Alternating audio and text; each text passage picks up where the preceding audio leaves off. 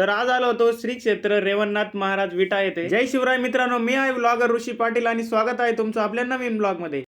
पहिले तर गाडीची चावी घेतली आणि गाडीला लावली। आता तुम्हाला काय वाटलं मीटर चालू आहे? अरे फक्त गाडीचे चाक पळतात, मीटर बंद आहे।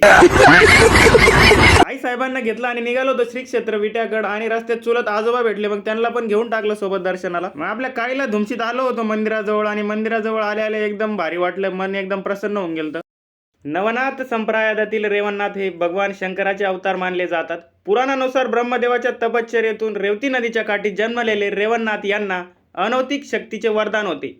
त्यांनी कठोर तपश्चर्या करून योग, ध्यान आणि सिद्धीची अद्वितीय ज्ञानाची प्राप्ती केली। इथं पण आरती निमित्त सगळे भावी भक्त जमले होते। आपण सगळ्यात पहिले ना दर्शन वगैरे करून घेतलं बरं का। रेवणनाथांनी समाजासाठी अनेक चमत्कार केले। एका प्रसंगी भयंकर दुष्काळाने त्रस्त गावासाठी योग शक्तीने पाऊस पाडून लोकांचे जीवन वाचवले होते। अशा असंख्य कार्यामुळे लोक त्यांना देवतुल्य मानू लागले। त्यांच्या शिकवणीत साधेपणा, परोपकार आणि आत्मशुद्धीचा भर होता।